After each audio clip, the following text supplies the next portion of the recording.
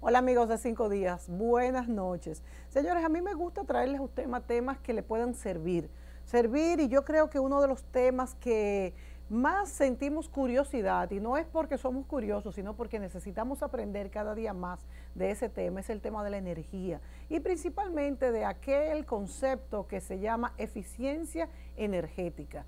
Bueno, ¿qué es la eficiencia energética? ¿Cómo podemos asumirla en nuestros hogares, en nuestras oficinas?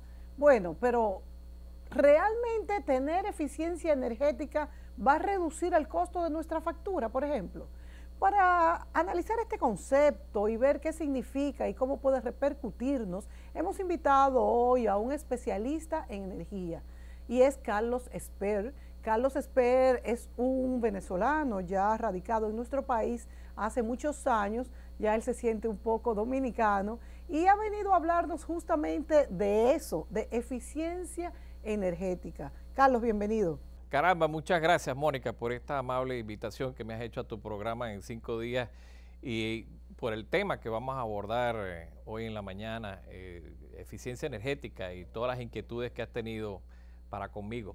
Vamos a empezar por señalar que el mes pasado se cumplieron 20 años de haberse instituido a nivel mundial el Día Mundial de la Eficiencia Energética.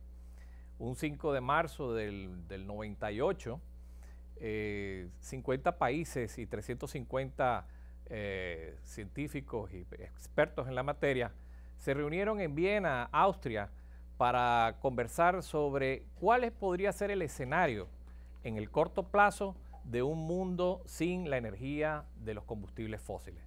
¿Cuáles eran las alternativas que hace 20 años existían para poder enfrentar una situación como esa? Se instituye el Día Mundial de la Eficiencia Energética y a partir de ahí se lanza un concepto en el cual el mundo entero ha estado trabajando y ha dado sus frutos.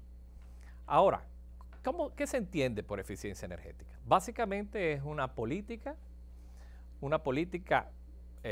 mundial para enfrentar un problema que algunos desconocen, otros lo asumen, que es el problema del cambio climático.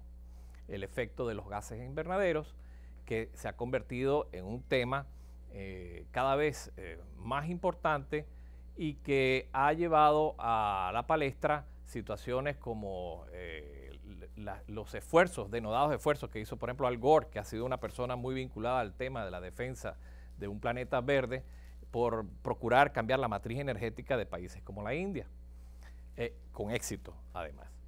Entonces tenemos una política muy definida en cuanto a enfrentar un problema mundial que son el efecto de los gases invernaderos y por ende debemos tender hacia un menor consumo de combustibles fósiles.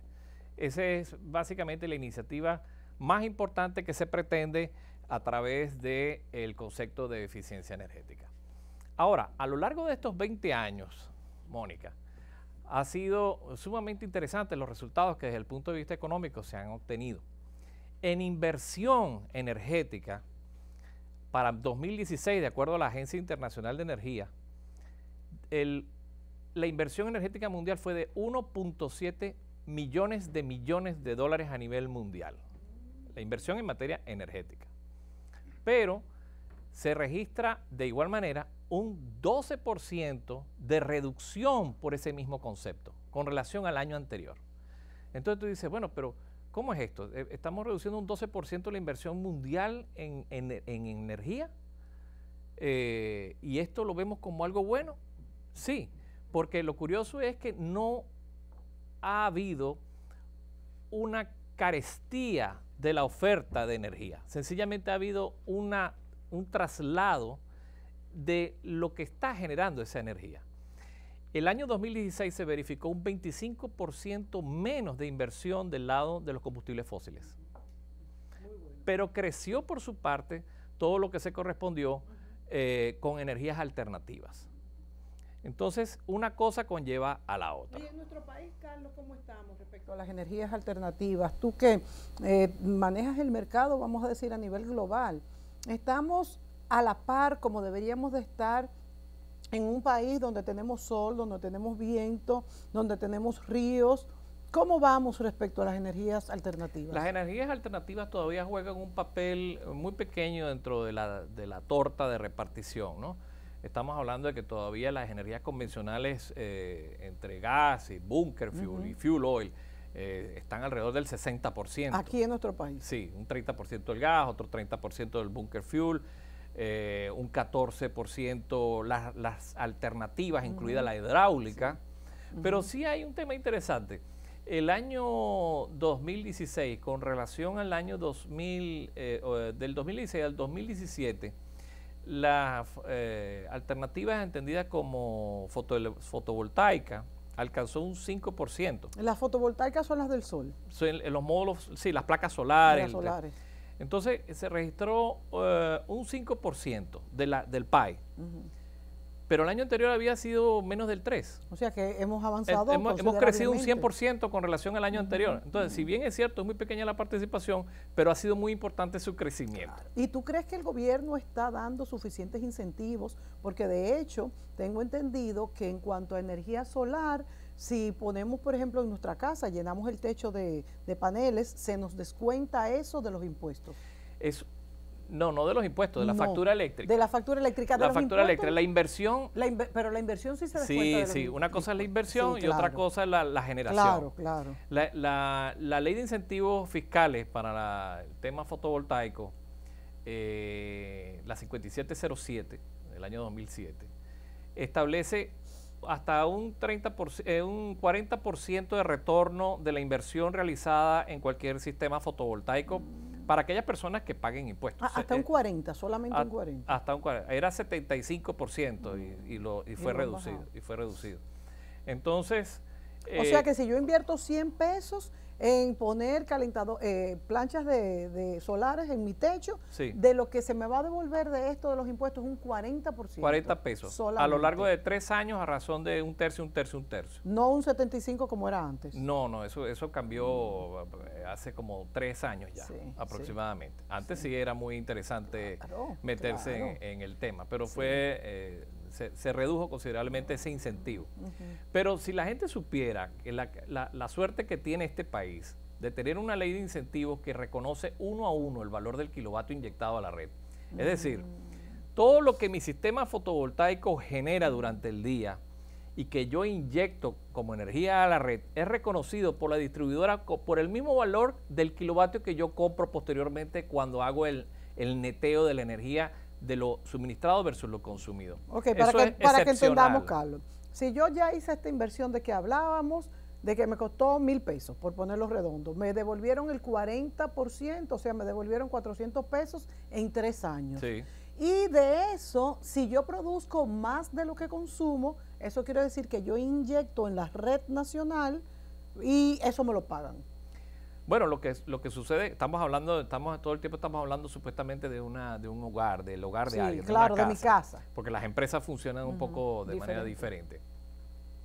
Pero en teoría no deberíamos tener más capacidad de generación que lo que yo consumo. ¿Ok?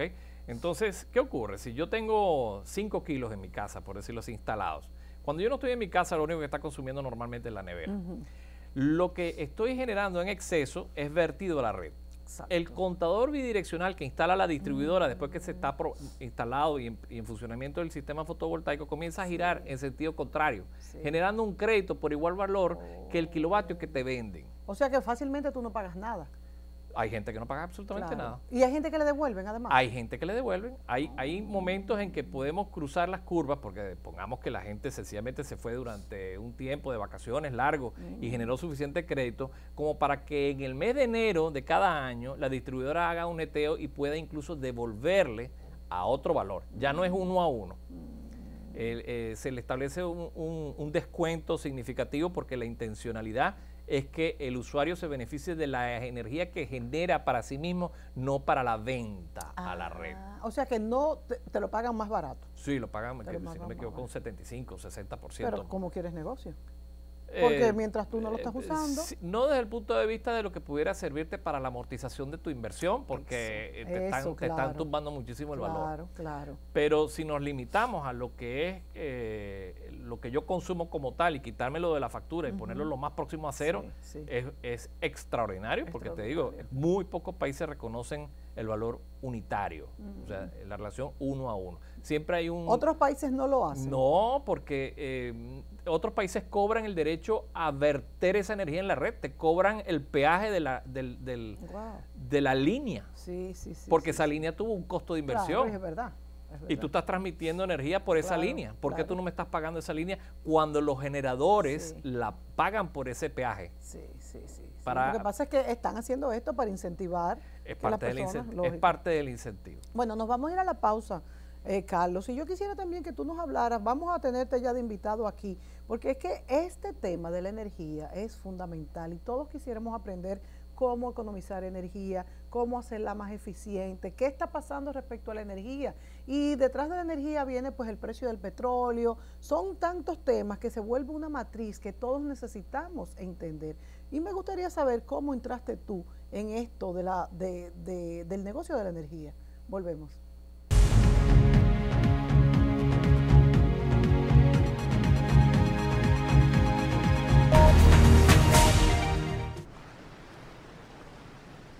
¿Qué tal la caminata? ¿Por dónde empiezo?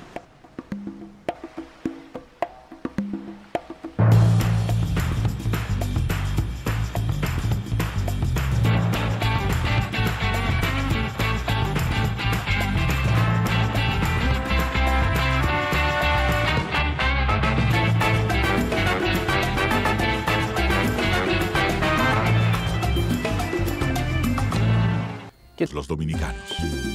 La quinta encuesta nacional de gastos e ingresos de los hogares, que elabora el Banco Central de la República Dominicana, nos revela qué productos compramos, dónde y cuánto gastamos dependiendo del lugar en que vivimos, de los ingresos y nuestra edad. Esta encuesta es muy importante, ya que con esta información podemos actualizar el costo de la canasta familiar dominicana, que permite establecer nuestras condiciones reales de vida. Durante el 2018, los encuestadores del Banco Central, debidamente identificados, estarán visitando distintos hogares a lo largo de todo el país. Si tu casa resulta seleccionada para esta encuesta, nuestro personal estará recolectando la información necesaria. Es fundamental que participes respondiendo de la forma más completa y honesta posible para mejorar tu calidad de vida y alcanzar un mejor futuro. Contamos con tu apoyo. Banco Central de la República Dominicana. Por la estabilidad y el crecimiento.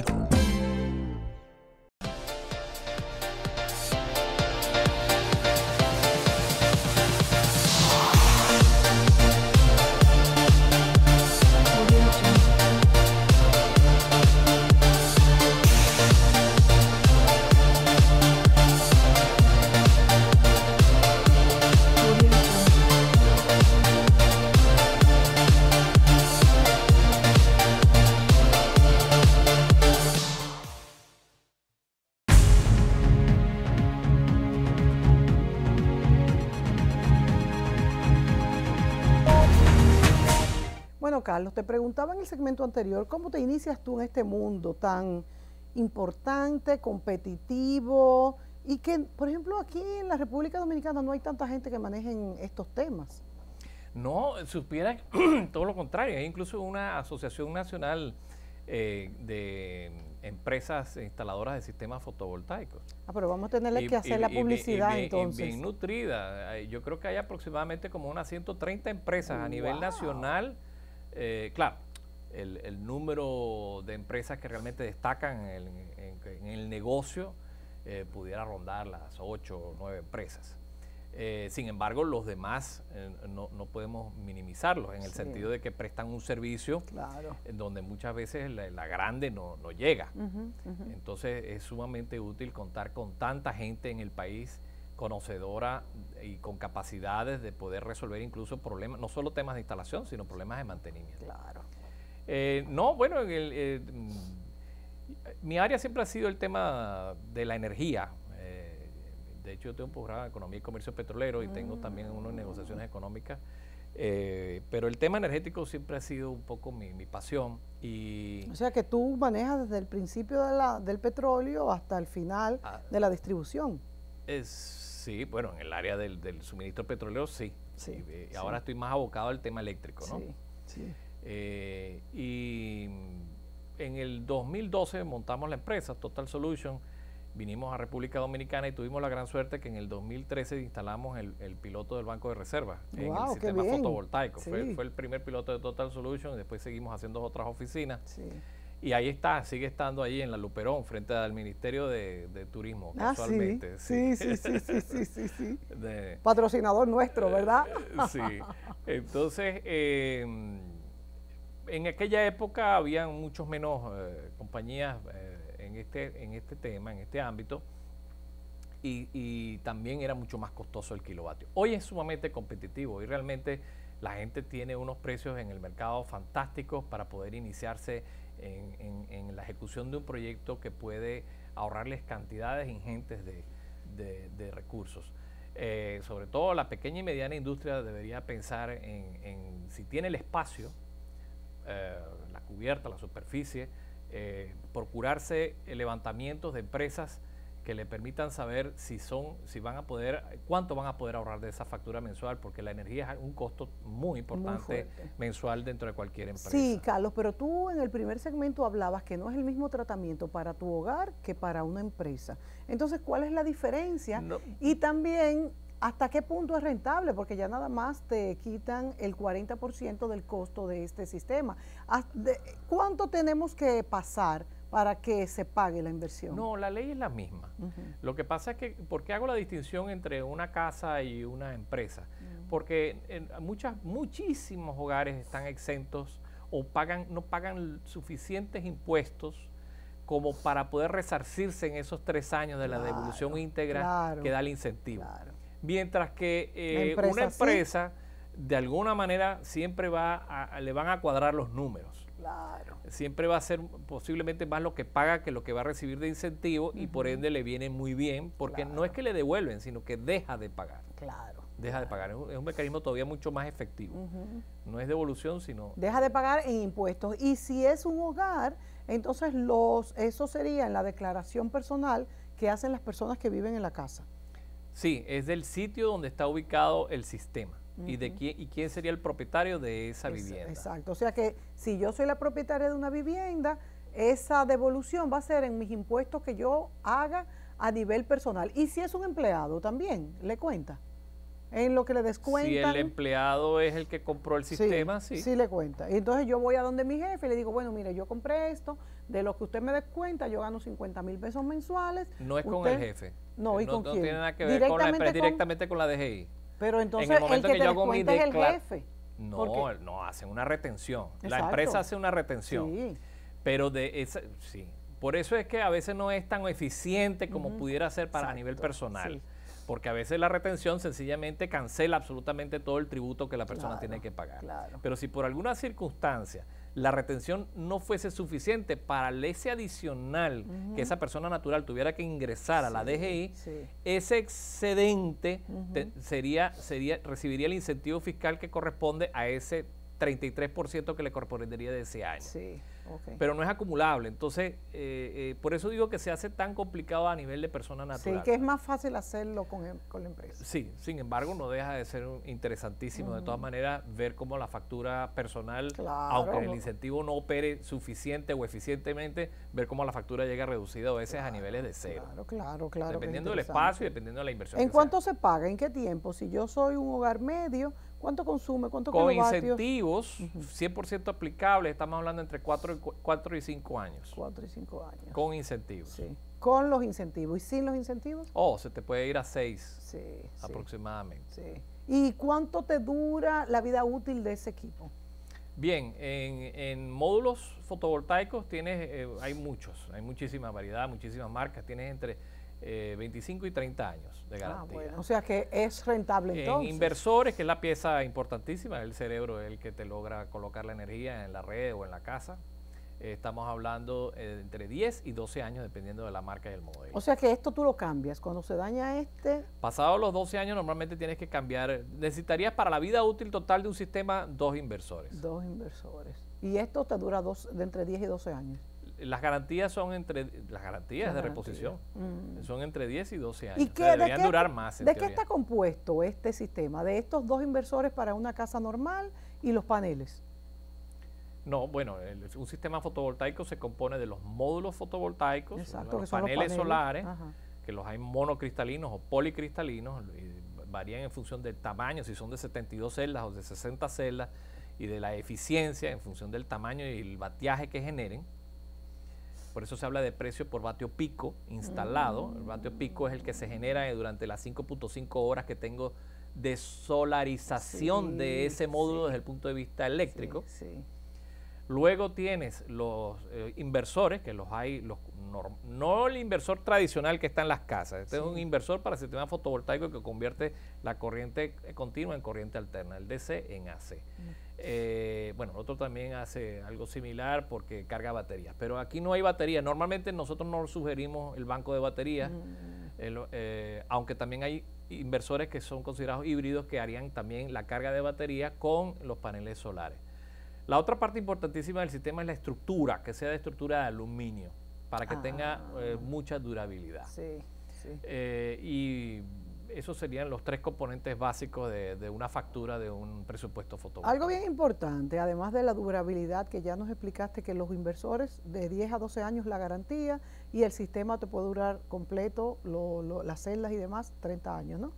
Entre 25 y 30 años, dependiendo de la marca. Dependiendo de la marca, pero esto se instala en los techos, ¿verdad? Generalmente en los techos. Lo hay sobre suelo, lo hay sobre techo, lo hay sobre parqueo. También hay gente que hace una estructura de parqueo, le da sombra a su vehículo y además genera electricidad. Muy bien, muy bien. Ok, entonces, en un país donde hay tantos ciclones, ¿qué pasa cuando hay un ciclón? Bueno, de allí la importancia de que sean estructuras en aluminio certificadas. Incluso están hasta categoría 3. Normalmente lo que se ofrece es hasta categoría... Sí.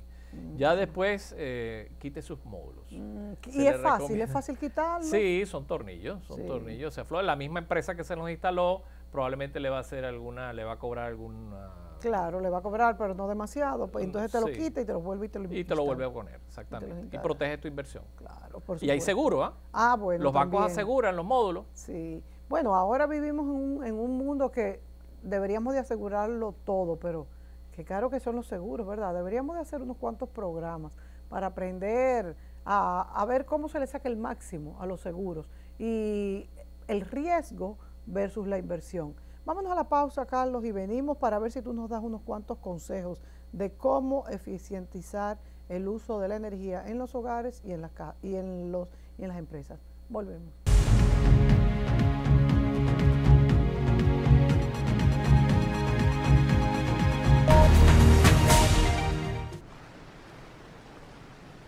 ¿Qué tal la caminata? ¿Por dónde empiezo?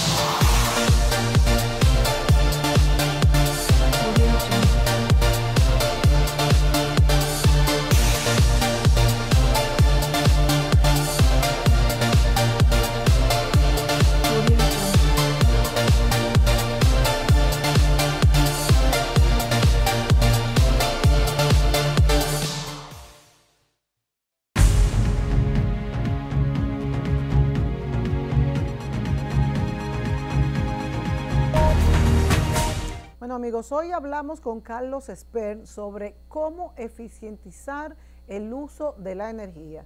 Bueno, si yo pregunto ahora mismo, todos me dirían que le interesa muchísimo el tema, yo estoy segura de eso. Pero, sin embargo, muchas veces no se llevan de los consejos de cómo eficientizar la energía Los dominicanos tenemos que ser más constantes, señores, en lo que queremos lograr. Y yo creo que eso debe ser una de nuestras metas año tras año. Hoy, eficientizar el uso de la energía. Carlos, vamos a ver, ¿cuáles son los consejos que nos tienes? Bueno, mira, entre el 50 y el 60% de tu factura, si eres una empresa que consume permanentemente aire acondicionado, se van a aire acondicionado. Que es carísimo. Sí, entonces se recomienda la sustitución por aires acondicionados con eficiencia energética o llamados inverter. ¿Cuánto más un aire normal versus un aire inverter? ¿Cuánto es? Te puede ahorrar hasta el 50%. Wow. Y esto de ahora, las televisiones inverter, las neveras inverter, ¿vale la pena? Porque sí, totalmente. Sí. Las neveras también son inverter, porque lo que estamos es, con un variador de velocidad, estamos tratando de evitar los picos de arranque de esos motores. Sí. Entonces, esos picos de potencia que a cada rato se están dando en una nevera, van acumulando una demanda importante de energía. El otro elemento que también ahorra, que es aproximadamente entre un 10 y un 15%, es la luminaria. Sí. La iluminación LED causa un impacto muy importante. Sí. Pero, repito, es aproximadamente un 10%. O sea, que entre aire acondicionado e iluminación podemos tener entre un 50 y un 60% de ahorro en la facturación. Muchísimo. Otra cosa importante es el hábito, los hábitos de la gente. Hay gente que no apaga las luces antes de salir. Claro, por Dios. Hay gente que se baña durante 40 minutos y el calentador de agua es eléctrico. Claro, y con 15 minutos que uno prenda el calentador es suficiente, por Dios. Todo suma. Se van de la habitación y dejan el aire acondicionado encendido. Hábitos también ayudan muchísimo. Se calcula que aproximadamente puede impactar otro 10, 15%, tanto como una iluminación LED. Sí. Ahora, desde el punto de vista industrial, nosotros estamos trabajando una línea de productos israelíes que están logrando hacer más eficiente el consumo, mejorando la calidad de la energía que reciben sus equipos. Lo hacemos a través de los equipos se llaman ecualizadores y son unos sistemas dinámicos de compensación de potencia reactiva. El eléctrico que esté oyendo dice, es un banco de capacitores. Bueno, es un campo de capacitores que entrega exactamente lo que se requiere de potencia reactiva, ni más ni menos. ¿Por qué potencia reactiva? ¿Por qué el apellido de reactiva? Bueno, porque viene de reactancia, es uno de los componentes de la fuerza de la energía como tal. Si tú ves tu factura eléctrica vas a ver potencia activa, tantos kilovatios, y potencia reactiva, tantos kilobares. Los kilobares son los que se requieren para construir el campo electromagnético que requiere un motor eléctrico para poder arrancar. Entonces necesitamos siempre potencia reactiva. Esa potencia reactiva es gratuita. No la cobran, pero si su ángulo, el vector eléctrico hace que usted demande más potencia reactiva en un momento determinado que potencia activa, el ángulo, el factor de potencia se va por debajo de 0,90, la distribuidora penaliza, y penaliza fuerte, puede ser un 4% del total de la factura. Wow. Como penalidad. ¿Por qué? Porque yo estoy... ¿Y cómo nos damos cuenta de esto? Porque en la factura sale, el factor de potencia sale mencionado, sale calculado y además vas a ver la multa, vas a ver la penalidad al lado. Ah, mira, esas son cosas que no sabemos. Entonces, ¿cuándo se producen estos picos? Cuando hay mucha demanda de potencia reactiva, con respecto, o sea, cuando se pierde la proporcionalidad con respecto a la potencia, a la demanda de potencia activa. Si yo demando mucha más potencia reactiva en un momento determinado que la activa que ya me está entrando, que eso es cuando arrancan motores, o sea, cuando arrancan compresores. Cuando arrancan los motores, compresores, al principio. Se verifica. Pero no siempre es al principio. Tú dijiste ahorita que los aires acondicionados que no son inverter tienen unos picos, permanentemente te están jalando potencia reactiva. Y la gente que, por ejemplo, esas empresas que colocan sistemas fotovoltaicos de grandes capacidades, se olvidan de que están demandando menos activa de la red, pero mantienen el consumo de potencia reactiva de la red eléctrica. Significa que el ángulo aumenta, porque estoy demandando menos activa, pero estoy demandando la misma cantidad de reactiva. El ángulo aumenta y su factor de potencia se deteriora. O sea que el ángulo aumenta si las dos demandas están más o menos iguales. Siempre debe ser la activa más. Proporcionalmente tengo que tener por lo menos un 90% de consumo de activa. Eso.